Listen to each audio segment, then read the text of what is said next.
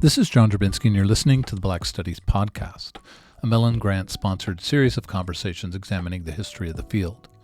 Our conversations engage with a wide range of activists and scholars, senior figures in the field, late doctoral students, and everyone in between, culture workers and political organizers, in order to explore the cultural and political meaning of Black studies as an area of inquiry and its critical methods. Today's conversation is with Erika Denise Edwards, an associate professor of history at the University of Texas at El Paso. She is the author of the award-winning book, Hiding in Plain Sight, Black Women, the Law, and the Making of a White Argentine Republic from 2020. She is currently editing a special issue of Global Black Thought on the theme of race in colonial Latin America, co-editing an anthology, Rhetorical Ambiguities, Blood Purity, Calidad, and Colonial Identities in the Iberian World from 1500 to 1750, and is the series editor for Routledge's Women in the Americas book series. In this conversation, we discuss the relation between geography and the Black studies tradition, the place of gender in thinking through the field, and how the movement of Black studies into Latin American spaces opens up new horizons of reflection. Hello, Erika. Welcome to the Black Studies Podcast. How are you today? I'm good. How are you? I'm fantastic. I'm really happy that you made time. I know it's the middle of the summer and everybody's doing vacation or work or a combination of that. So I appreciate your time for that reason. But I also really appreciate you being willing to talk on the podcast. I find your work extremely interesting. I loved your book. Really the kind of research I think the field of Black studies and study of the Black Americas really needs. And so extra happy to have a chance to talk with you today. So thanks for making the time. And thank you so much for this invitation. Thank you. So before we get started talking about the field of Black studies and sort of how you see your work in relation to it, I wanted to start really just with a more personal question about your intellectual journey and ask, what is it that drew you to the study of Black life? What is it that holds your interests? What got you interested? What kind of drew you into this research and also drew you towards the field of Black studies? Well, I think in general, I've always enjoyed history. And so since I was little, I've always enjoyed just learning about the past. Mm-hmm. And ultimately what took place, is, I remember it so clearly, is I was going to be a secondary ed teacher. And I went to Grand Valley State where you have to do 25 hours, right, of volunteer work in a public school before you get accepted to the School of Ed. And I lasted 6 hours before I said, this isn't going to work for me. Yeah. So, rethinking of, my love for history, realizing I'm about to graduate, it was it's like everything was lining up. And then wanting to improve my Spanish, I decided to go abroad and study in Argentina. And I just was always interested in, or I found that I became very interested in Black experiences outside of the United States. Mm-hmm. And it's just one of those things where I'm in Argentina and it just really hit me, where are we? Personal question, but also just kind of like, this doesn't make any sense that I'm not seeing someone who looks like me. Mm-hmm. So I came back returned and I joined the McNair program and I worked with Dr. David Stark and developed this project. And it really was also an opportunity, now I think about it, for me to study Black life, but not feel so frustrated and angry, mm-hmm. right? Because studying Black life and history in the United States, for me, is very difficult. It's very difficult emotionally, and I still don't feel I could be objective. And if there is any level of objectivity when it comes to studying in the past, if we put that in kind of quotations. And so I just finally, I felt that I could still give back or give something in terms of knowledge of Black experiences in a place that is distant enough but close enough for me to explore and feel less emotionally just enraged.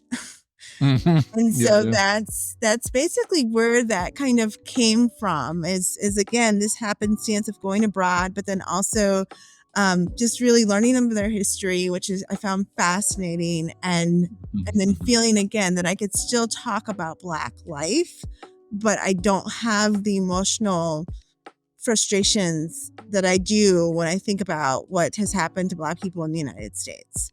So that's kind of how it all came together in a very kind of puzzle-like experience, I guess. And it's something I'm glad that it that's how it happened and continues to be is a opportunity to just kind of think about Black people that are outside the United States, but then instinctively it's a comparative conversation for me as well. So it's been a fun journey, intellectual fun journey. Yeah, I'm curious also just to follow up with that with I mean, I find this responses to this question really interesting because for some people it's a sort of ambient sort of childhood, for other people it's a class. Now you're talking about like traveling to a place and finding this kind of connection. I mean, was there something about Argentina that made it, I mean, as you said, it's both far enough away to give that sort of emotional the emotional distance that you needed, but is it also have a similarity that draws an intensity for you? In that sense, probably, even though now that I think about it, is also how I was raised, right? I was raised in the Upper Peninsula of Michigan. So, very much a few chocolate chips and a sea of vanilla, if we would put it like that, right? So very few Black people in the UP, and even the white people are mostly Scandinavian, so it's like getting way into Northern Europe. It's an interesting mix. Actually, it's I would say half Scandinavian, half Italian, right? Oh, I did not know that. Okay. Yes, a lot of northern Italians also are up there. And some French as well, of course, because you got Canada. So I think that was also interesting in trying to kind of find out what happened and like see and where are they, and just so understanding, for example, or feeling this empathy when I finally did see a Black woman who I could identify as being Black, right? And just when we would talk and have that connection of what it's like to, be the only one, and where did you get your hair done, and aren't you so sick of people staring at you, and the cat calls and the this and the that, and just having that conversation was also very engaging, and in many ways, I guess I felt a very clear diasporic connection. She was from Brazil, and I didn't know Portuguese, and she didn't know English. So we had to get by on our second language, which at that time was Spanish. So it's those experiences, as well as someone else from Cuba. And I think that helped me to also kind of keep going with this conversation about, well, what's going on in Argentina that makes it so unique in comparison to, for example, other countries that, also had slavery, but clearly there's a visible Black population today. So, yeah. Yeah, I mean, as I said, I find this question just generally really interesting, just to hear people's stories, but also it uncovers, as you were just saying, the emotional life of our intellectual origins, right? Exactly. Or the origins of our intellectual interests. Yeah. And it can be this kind of deep connection. I did not know that about the UP and Italians. So, oh yes. Not the focus of the Black Studies podcast, but a little bit of knowledge. Fun fact there for you. Yeah. So let me ask you about the field of Black Studies. One of the things that I think is really interesting about the field is its origin, right? And its origin has a sort of double structure, right? Or attention built into it. The one, there's the intense community pressure that came from students, but also surrounding communities of, trying to reconfigure the relationship between campus and learning and the politics of race and racial justice. So that's that deeply political origin. But it also has, as part of its origin, of course, the need to develop what the disciplines had not, which is a robust sense of the Black intellectual tradition, to appreciate it, to study it, and then to expand it. And so that sense of an intellectual tradition as an imperative and the politics of racial liberation as an imperative, that lies at the origin of Black studies, but we're now 50-something years out, which on the one hand, 50-something years is not that long ago. Mm-hmm. You're an historian, so your sense of time is fairly Nothing. level. Right. But it's also these 50 years have been really different in terms of what campuses are, what higher education is, how we think about imperatives for racial justice. But I'm curious, for you, how you think about and imagine the field of Black studies in relation to this double origin of developing an intellectual tradition and political commitments to community and to liberation. It's a great question, and one I'm still grappling with, because I feel if we were just think just right now today, there just seems to be a clear divide, right? Mm-hmm. Where there's a clear academic tradition, and at times it does not want to engage with the political activism or activists, and vice versa. So sometimes it just seems like we have similar goals, which is to continuously visualize a Black community, Black life, provide different ways in which they can have and remain, or not only remain, but have their rights in terms of being a citizen specifically for the US, but I would also argue the larger diaspora. But I just think right now there is such a clash between the two. That being said, I think it is necessary that we start having those conversations again, that we do not forget as academics the community and why the community is essential to our existence, and vice versa. So I do think that there needs to be more of an engagement between the two, and neither one are, supposed to be the bad guy in this, right? Where academics are, especially Black academics, have been accused, myself, as being kind of this elitist, out of touch, intellectual, not thinking of where I come from, not thinking of me being first gen and all the things I've gone through.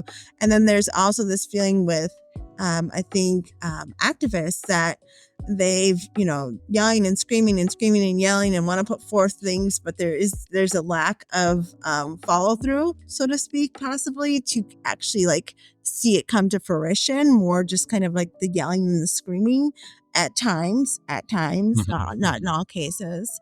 But I do think that, that we're at a crossroads in that sense. And I do hope that we can start to bridge that gap a little bit more, and make sure that we realize that we both are serving a very important role, right? In this ultimately acknowledgement of who we are as Black people, the pride, also the pain, but also the persistence to keep moving forward. We're both, if we were to put them in two separate camps, are trying to do that. So it's just continuously to work towards that, I think, is what matters most. Yeah, I mean, it's interesting for me to ask this question in 2024, especially, this podcast is a year-long project, but as we go into and then through the election and just the cultural conversations over the last couple of years, this question about the politics of intellectual life versus the politics of sort of political or community life. Yeah. It's kind of a hard distinction at a certain point. I mean, I know you're in El Paso, which is a very specific city, but you're also in Texas, but we're also in the United States. I mean, Project 2025 is aiming at eliminating area studies, at eliminating African American studies, Latin American studies, women and gender studies. And so for me, know if you, see it this way too, but it's a reminder that higher education is an institution, just like the judiciary or the local governments or, banking.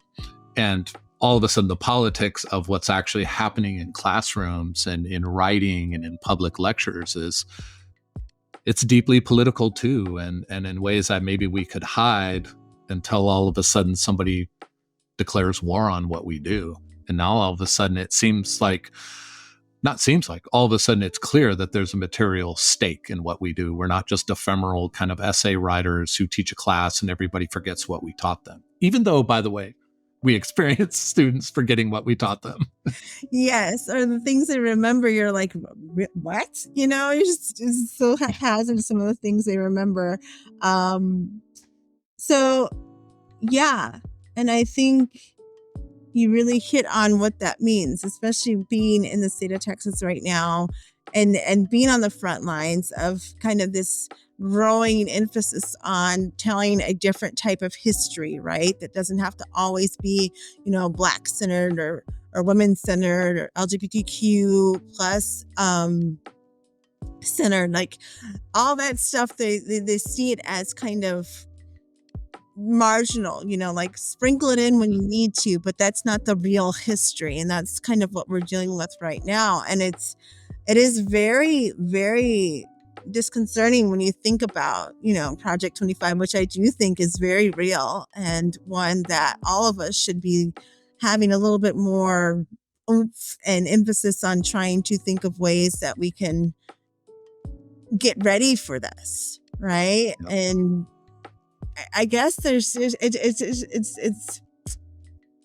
not I don't know how we can move this forward without the community. And that's why it's necessary we continue to have them, very much engaged. And so this division we're having right now is not going to help either side. Absolutely. And so we need to make sure that both are very aware. When I speak now to some of my colleagues or some of my friends, even in the community, and let them know, well, they've cut this class, or they're no longer teaching this particular class about Black people, or this one's problematic, their mouths drop because they didn't know about it. And so also kind of making sure that they are aware of what, is coming down is important too. It's one of those things, I think, where the way in which we have to go about it is not only do we have to be careful, but we also have to be constantly conscientious and thinking ahead of the, what's the next step? How do we protect ourselves? How do I having already met with, lawyers, right? Because I teach one of those area studies, Black history, Black studies, but also Latin American studies, and also women and gender studies. All of that is mixed up in what I do. And them saying to me, you might want to change the title of your course so it's not so out there, so to speak. And you're just like, wow. Yeah. So it's interesting where this is going. And it's one of those things where we're just, hopefully we're getting ready. We're bracing ourselves. I for myself will not stop teaching what I'm teaching. If that's my activism, then let it be so. But that's one thing that I will not cower, at all in that regard. And I like, the way you put that, like in this moment where, there's an explicit, from one wing of the political system in the United States, this declared war on professors, like literally saying professors are the enemy. It does make this question of, is there a divide and a distance between communities and professors? And when there's that divide, that war on professors doesn't seem to be of consequence. But as you said, if you put it in terms of like, I can't teach this stuff, anybody in any community who cares about this stuff, right, very much going to be saying, wait a second, this seems like an egregious racist thing. Well, and that's what I propose to my students, very carefully, is ask why they don't want my colleague who teaches Chicanx history, or myself who teaches Black history of the diaspora, or another colleague who teaches about Black students in sciences and education. Ask why they don't want us to teach that. That's really what you should be asking. What is the issue with knowing this knowledge? Right? Why are people trying to stop you? And specifically for El Paso, right, where it's majority Hispanic, Latinx population, why don't they want you to know your history? Because I think that's necessary. And then, as you're saying, once they hear this stuff, they're like, no, wait a second, that's crazy. It doesn't make any sense. And so, this divide, this war on professors, which honestly, I'm like, what in the world? Like, seriously, are we really doing this? Yeah, us? Like us, the one that, just I'm teaching and I'm enjoying and researching. Now I'm the enemy. It's clearly it's a concerted effort, right? Clearly there is a point to do that, which is to put that emphasis all on us as professors, continue that division between the community as if professors cannot relate to you anymore, right? There's a lot of that going on where, these professors, they write and they speak amongst themselves, and who wants to feel dumb, so why would we even engage with them? And which I've heard a few friends tell me that. They're like, I'm too nervous to read these books because I don't want to feel dumb. And I'm just like, but learning is a part of just learning. Just learn, Yeah, it's interesting how that's playing out, and not more of us aren't really throwing it out there. I'll say one more thing that's very, in speaking specifically of my most recent,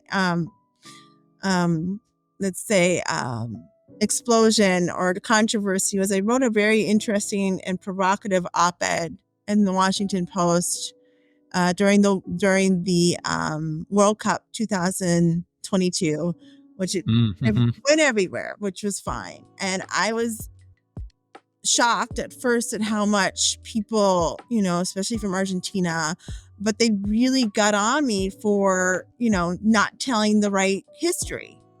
And I remember thinking, but what are you, influencer or somebody who just read some blog, and now all of a sudden that blog or that influencer who you listen to has the exact same authority as someone who's done 20 years worth of research and has gone to the country. And it just amazed me that this was, this is where we're at right now. And it just really thinks to that mistrust that they have in professors. And I'm thinking to myself, but goodness gracious, so I give that example to just show that, it's very real. And so when we do try to combat misinformation, we're just bombarded with so many people that, well, you're just an elitist and you don't know what you're just so out of touch kind of vibe. And somehow we went from irrelevant, out of touch, to abstract to the most dangerous people on earth. So it's been a wild little journey, hasn't it? Can we get back to me being the absent-minded professor? I'm good there, right? Like, I'd rather just that. But no, now I'm like enemy number one, and it's a very good point. It's just the way we went from like, I felt defensive about absent-minded professor. I'm like, I'm perfectly competent. What are you talking about? So like, please call me incompetent. Don't call me like enemy of the state who needs to be with the gulag. Yeah. That's a good point. Yeah. Well, let me ask about your work in particular. It's, as I said, I really loved your book. I learned so much from it, which I really love learning, which is not always the case with professors, but I really love learning. I learned a lot from your book, and, that mixture of gender studies, Latin American studies, Black studies, history, just, I think it's such an interesting combination and of influences and framings and way of dealing with primary materials and broader narratives. And so it made me want to ask a question, just when you assess your own work in relation to Black studies, what do you think that kind of work that you're doing does in terms of the past of the field? Like, how does it connect to that? But also, what boundaries or new horizons do you think it's opening up? So, that was, first of all, thank you, because that book was a labor of love and then some. So I thank you for those kind words. those labors of love turn into like hate love real quick, Yes, very and much. then hopefully you fall back in love with them.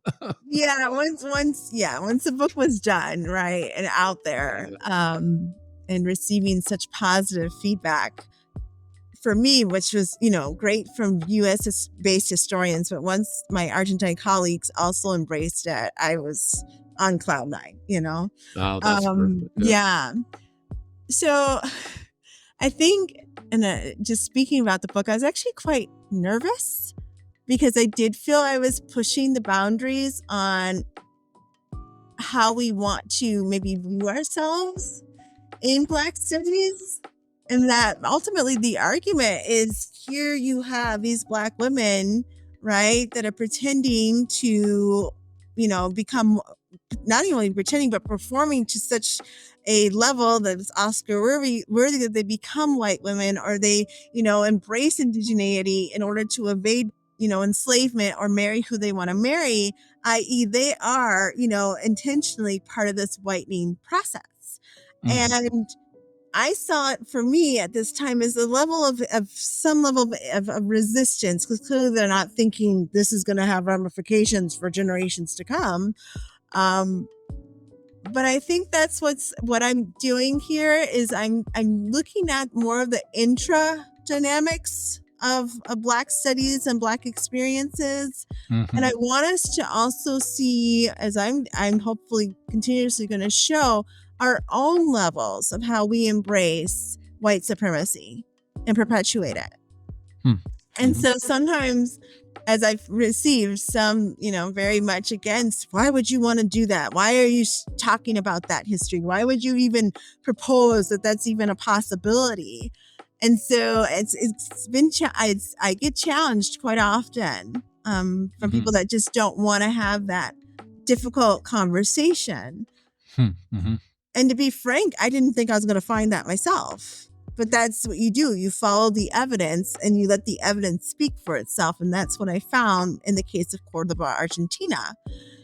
And so I find that in doing this type of work, again, you much challenged by those that are just kind of like, well, we don't want that story. We want to hear about triumph. We want to hear about how they said, I'm Black and I'm proud and, resisted. And I was like, but that's not what happened.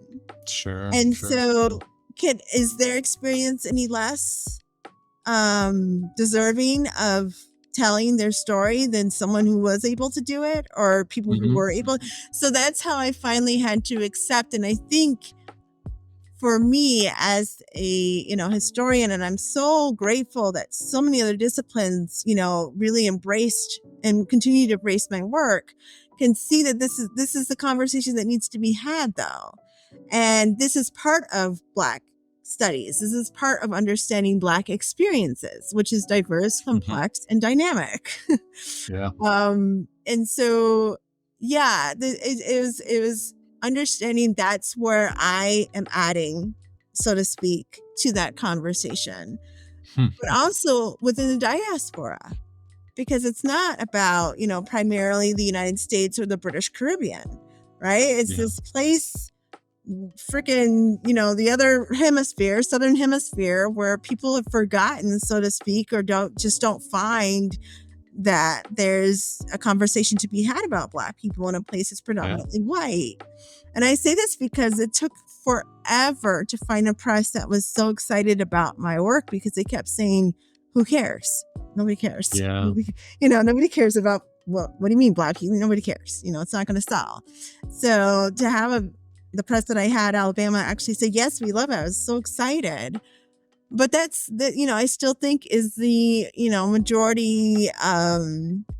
If we were to survey a bunch of people, they would still say, again, but who cares about these places where there aren't any Black people? And, I counter with, but there still needs to be a conversation, and there still needs to be a story. They're deserving of having their story told. And what does that do for someone like myself who grew up in a predominantly white area, right? Does that mean that my story, or those others that have, similar conversations, that our stories aren't worth telling and learning from? And so that's how I try and counter it. Yeah.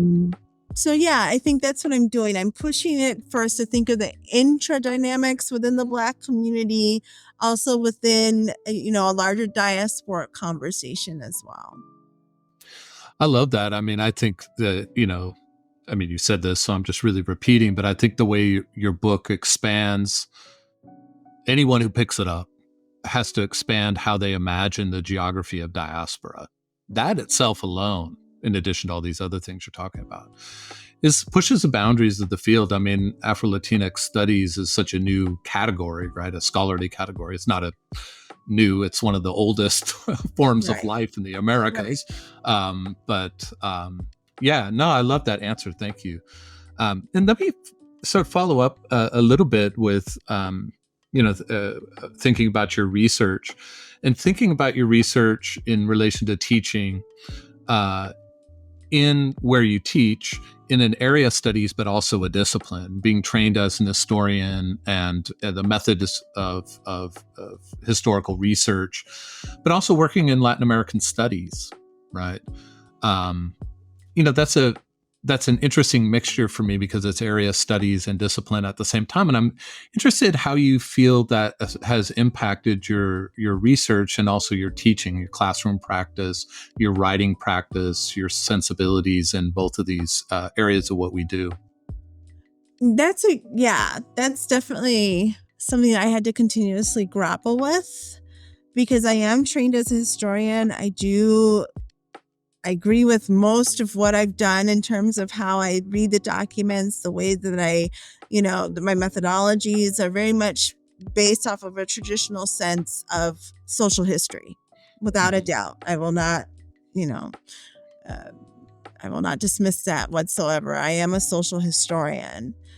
But then to be able to have conversations with and dialogues with Latin American studies was actually something I did not expect to happen. Mm-hmm. And so I think it was constantly for me being very much in the present of what was going on in Latin America, kind of hearing and seeing things about race, specifically Argentina, which always has something to talk about, really made me want to think about then, well, what does this look like? How is this understanding of race applicable to today? I.e. from 18th century to today, what can someone who's an anthropologist or sociologist also get out of my work? And I think ultimately why so many other disciplines have embraced it is because I've embraced this notion that race is flexible, it's fluid, it's constantly evolving. Right. And so the ways that we define and think of whiteness and Blackness is very contingent upon your the context and where you're at. But then, and within that sense, the social, the political, the demographic makeup. And with that, then I think you can continuously have a conversation with, the philosophers, with the anthropologists, with the sociologists, because that's a conversation that is still very present. So I make sure, and I want to always stress, that's why I opened up the book with my own experiences there, right? As being a Black woman, and then not being seen as Black, but seen as Morocha, but then knowing I'm Black in the United States. That's a conversation still, very much about ethnic and racial realities today. And I just wanted to make sure that this conversation was not just a conversation of the past, but something that will allow people to continue to think about, especially with their own experiences. That's why I left Buenos Aires, which is majority the work is done, and about Black people is about the Buenos Aires experience. That's why I decided to kind of play with, the end of the colonial and the beginning of the Republican period, because there's just so much dynamic conversations thinking about education, how we uplift, right, these Black communities. Well, those that do Indigenous studies have heard the same thing, and why we have to take Indigenous people, little boys and girls, right, and educate them. You can't see my air quotes, but that's what I'm doing, air quotes, right? In the ways of what is considered to be civilized and productive. So, and it's still part of that conversation as well. So that's what I wanted to make sure my work does. Thinking of the family, thinking of how mothers and daughters, even, mistresses, we would say today, less concubine, but mistresses, right? How they interact within this household. A household, hello, who's not living in a home and understands, these politics that are constantly at play. And so I think that's where and why I was really happy to see my book, my research, and my continued work to be embraced by those other disciplines, specifically Latin American studies, for those reasons, is that I want to stay very present when I speak about the past. It's still very applicable today. People still constantly are passing, right? Are doing their switching code or whatever you want to call it to fit into what needs to be done, either for themselves or for their families. That is a story that I believe and experience that has, happened what I study and will continue. So yeah. And it's funny you mentioned that, because it was the way you start your book that actually did make me think this is its Black Studies moment or its area studies moment. Because I know there are internal things also for historians or for any disciplinary trained person, where an area studies perspective can change the way you handle or even create a body of sources. Right. But it's also that sense of voice, that, as you say, your book, starts with that. And that, for me, that was this exciting kind of area studies moment that it's not just a sort of, how'd you get into this? But it really is like an introduction to the significance of the book that's infused in the body of the text in such important ways. That's what I wanted. I said, this is, and again, this speaks to a lot of us as researchers and the choices we make, right? Because I'm sure all of us could have personal conversations of in terms of how we were doing our research and why we decided to, shift. And some of us decide to talk about it, some of us don't. But I just said, this is an opportunity to really kind of connect these two conversations. And I just really wanted to make sure, and a lot of people really appreciate it, because that was, the introduction, that thing took, I don't know how many drafts. And then finally I just, really? Oh my gosh. I love introductions. I feel like finally I just get to just write. I don't have to document. Oh, no. I think the reviewers, bless their hearts, they're great. And they just said the introduction needs to be redone. And I said, okay. I took their advice. And so I did. It was a completely different other introduction. But yeah, I just said, okay, and I said, this is something a lot of people don't realize, Yeah. Yeah. Well, let me ask you a speculative question looking at the history of Black studies. It's 50-something years old at this point, as I said. And I'm curious, like looking back at the field, what you think Black studies has done well and what you think it has not done particularly well. Well is to provide a space for Black people, and as we call them today, allies of Black histories and Black studies, to gather together and have a conversation, right? Ultimately, acknowledging this is a field and a field worth studying. This isn't just these, haphazard instances or facts or historical past experiences that are dead and don't matter. This is who we are, and it's a, politically speaking, intellectually speaking, continues to be a vibrant field because of that, right? It came out of the response of not even acknowledging that Black people even had a history, right? And so to continue to expand upon that and then just have the explosion that it's had, I think that ultimately is, the basis and what makes it exciting in terms of Black studies, is that as a people, as a group, as a communities, locally, internationally, nationally, this is a vibrant field, and it's dynamic and it's complex. So I think without a doubt, that is what Black studies has done well and will continue to do, provided that we continue to get funding, for our institutions, right? This is a question. Yeah. Right. But what it has, what I would say that needs to continue to, how can we say, improve upon, right? Is it needs to expand the diasporic conversation must continue to grow. And must continue to, we need to make sure we put Africa back in Black studies. Sometimes we forget about that, but put these conversations in more, put these communities in conversation.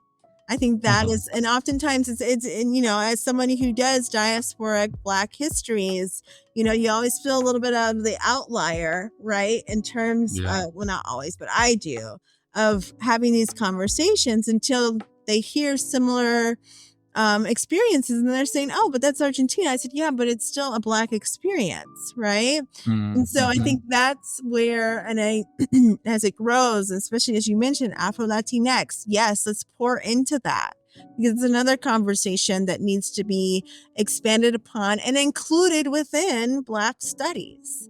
So it's still very much a Anglo-US focused experience.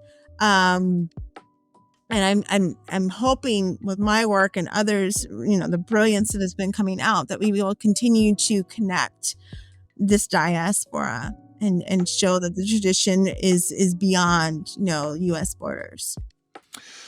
Yeah, and I will say, I do think your book is a really significant intervention in making that happen. I mean, not lots of, but I think there's an increasing number of books along those lines, and thinking expansively about diaspora, about Black diaspora is also, I mean, it's kind of stating the obvious, but it feels like it has to be stated again and again.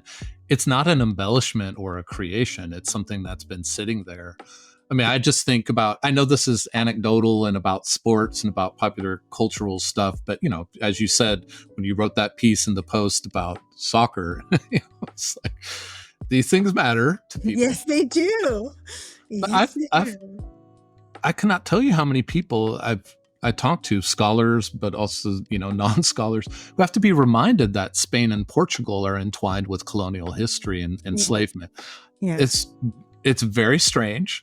But it goes to this point of like, why has Afro-Latinx studies in Black studies, as a part of Black studies, been so slow to get off the ground when you're talking now about Brazil, you're talking about Colombia, you're talking about Panama, Costa Rica, all of Latin America, the Hispanophone Caribbean. I mean, we're talking about so many millions of people or so many hundreds of years. But, that's why scholarship, that's why I asked this question, what do you think it hasn't done particularly well? And when I wrote that question, I was like, well, I can kind of already tell what Erika's going to say. Wow, but it needs to be said. That's it does need to be said. And I think also, if we can even be more frank, I think what is a barrier is language.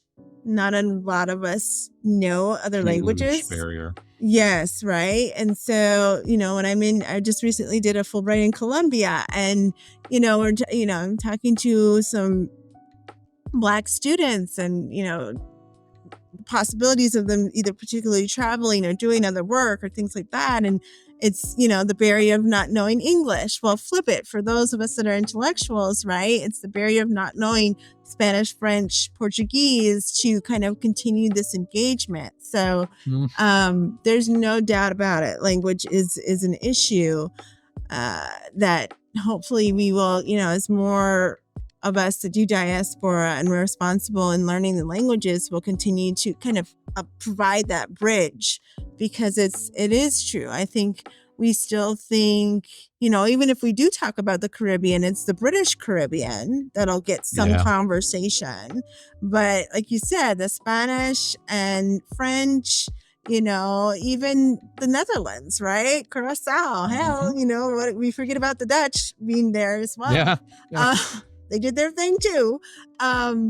It's almost like it's just not spoken about, the Spanish and the Portuguese and how they were the first, right? They're the ones that brought them over in the first place. But yet that's almost like a brought them over. Let me be specific. The slave trade is what I'm referring to. Yeah. It's almost as if we just completely dismiss that, and it's so important that we recognize how early it was, the late 15th century is so. And I just, this is one of these things. I mean, you and I were chatting before we formally started this, and I was saying, like, when I switched to Black studies as a focus, working on the Francophone Caribbean just made Like there was so much less competition for Yeah. publication. But, you know, and that's also one of the consequences. This gets into a different kind of conversation. But I mean, so much scholarly life and scholarly work about the Black Americas is driven by the United States. And we just live in a country that's so averse to learning languages institutionally, right? K through graduate education. But I would just say to anybody listening and thinking about this, it's fun to learn new languages, actually. Yeah. It is a lot of fun, and it just opens up your world so much, right? To different cultural experiences. I am so happy. And I'll be honest, learning Spanish was not, some people just have this natural gift. It took years for me to get better at it. And even now, as anyone who's, it's not their first language, you'll still make mistakes. But man, am I glad that I persisted in just learning this language. Yeah. And I encourage you. Why not? Yes, learn another language. You can even learn it through your phone at There this you point. go. I mean, goodness gracious. I was yelling at a grad student the other day about exactly this. I was just like, look, you just have an app. The app nags you about going to class, right? Doing the assignments. But in the end, if you can just get over everybody's looking at me like I don't know how to speak, that's not a big deal. It really isn't. People, maybe the older you get, you just realize people are honestly worried about their own thing. They're not thinking about you. And that should free you up a little bit to be like, you know what? They're just like you aren't thinking about everybody else. They aren't thinking about you. And you're right. And then many of us have friends in which English is their second language. And so you see that, you can do it too, with some practice and some time. It's not. This is like the only country where we don't do it regularly. I know. And that's unfortunate because it's why, really again, it's like this, I don't know. Is it a fear of knowledge? I don't know what it is that's going on. That it's just like, why not learn another language, I don't know. It seems like everybody has their own reason. I'm too busy, too self-conscious. I think that's the main one though. Yeah. Yeah. So let me shift to a really speculative question. That's a really concrete one. And again, Duolingo costs you $50 or something. But let me ask you a really speculative question, thinking forward. We're 50 something years out from the founding of Black Studies and sort of thinking about the future of Black Studies. What would mark what would be the index of the achievement of Black Studies to have really fulfilled its imperatives? Would it be, that disciplines, that it so transforms the disciplines, which I think Black Studies has, I think like English departments and history departments in particular, Black Studies has changed the way they teach and the way they imagine their disciplines. And the furthering of that across all the disciplines, would that be the marker of the success of Black Studies? So in some sense, we don't need Black Studies anymore. Or is the ultimate achievement of Black Studies to have developed like an intellectual sensibility, whether you want to call it that, like set of critical frames or methodologies, whatever your preferred vocabulary, so that it can't be redistributed back to those disciplines? Because I think they're both at the origins of the field, right? Of the disciplines don't do this. So maybe our success is the disciplines eventually will do it in such a way that we're not needed. Or is there something about Black Studies that actually changes our intellectual sensibilities so that it becomes more like a discipline, or is becoming more of a discipline and less of a sort of collection of other approaches? I would say the latter. And I think we need to continue to make sure it remains its unique experience, discipline, methodology, intellectual tradition. I definitely think so. Yes, it's great that it continues to influence other disciplines, but Black Studies as a whole, that's what makes it unique, right? It's the ability to borrow from, so to speak, right? And think of and engage in all these different methodologies. And I think that's, to me, is what will not only allow for it to remain its unique identity, but also kind of push the other disciplines, right? So why can't it be a leader in an intellectual tradition where you can go beyond, right, the traditional historical field, which is so set in many ways on the written word and what the written word is saying, right? But see this as an opportunity to expand upon not only the written word, but how we want to see it. So I'll give you a great example of how Black history, how Black intellectual history has already shifted in many ways the historical profession, right? So Black studies in the historical profession, which was when we think of intellectual histories, we usually think of dead white men, right? And one of the reasons why, especially for Latin America, they would say, well, in the US, Black studies, you have these Black intellectuals that are writing these books and talking and engaging, from pre-emancipation to today. You've got these, predominantly men, Black men, but they're writing. And so they would say, but, we don't have these intellectual books, right, within Latin America. Until finally, like Juliet Hooker comes forth and says, we do. We just need to start looking at them in the Black newspapers, right? We need to start seeing what they're providing in the Black newspapers, which we still have, So no, you are not going to find a lot of them with their own autobiographies or, these strong, sense of like a W.E.B. Du Bois, right, conversation, or we're not going to see it in that way. And so if you were to continue with a very traditional historical approach, right, then you will continuously say there isn't any, or there's very few.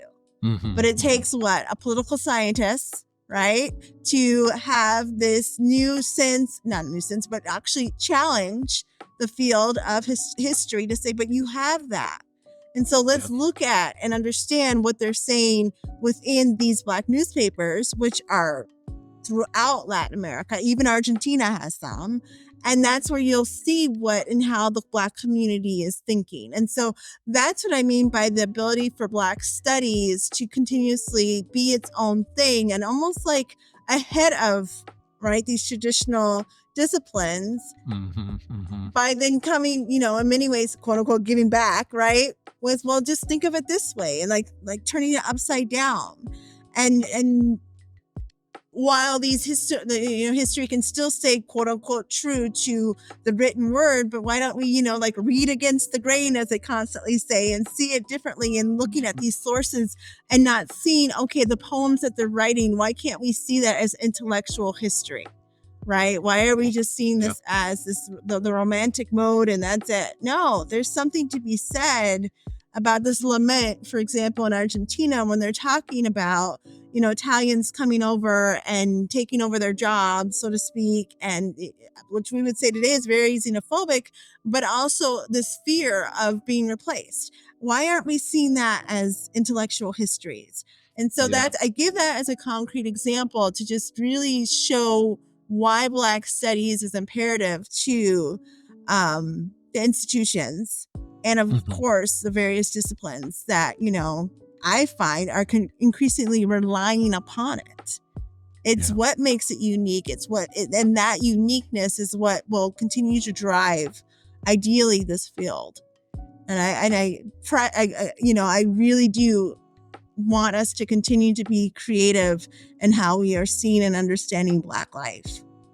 Yeah, I mean, what Black Studies has done in terms of opening up what evidence is, what lived experience looks like in expressive forms, and what an archive is, just to use an overused term, what an archive is. Yeah, exactly. So maybe this is connected to, as a response to this last question I have for you. I want to sort of ask this as a way of concluding. Looking forward, so this is, less forward than this, what in 50 or 100 years should we think about the future of Black studies, and more just what it means to work in the field now.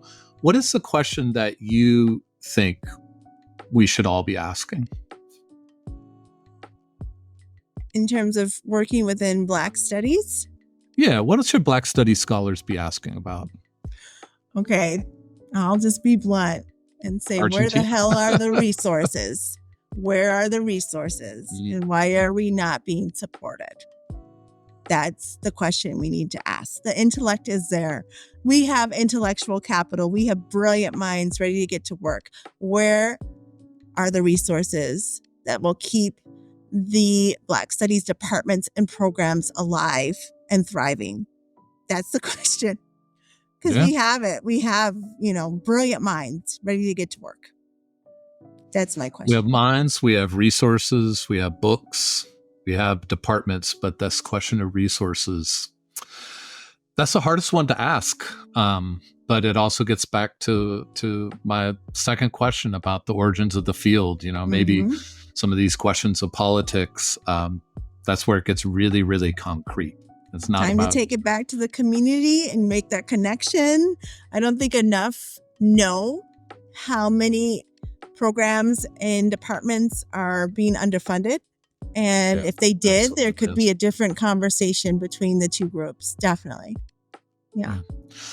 I love that. It's a despairing, but also fantastic place to conclude. I mean, it's real. We're in a time of crisis. So we are. Concluding on political notes that isn't a little crisis ridden would be dishonest. But for real, thank you so much for making time for this conversation. As I said, I really, really like your research. I've learned a lot from it and was looking forward to this conversation. And this has given us a lot to anyone who listens in, a lot to think about. So thank you for your time, but mostly thank you for the seriousness of your thoughts in this conversation. Well, thank you for this invitation and an opportunity to be, to engage with you as well as the other brilliant scholars that you've invited. Thank you. Thank you so much. I'm grateful. Well, have a great rest of your day. You too. Thanks. All right. Take care. Bye-bye.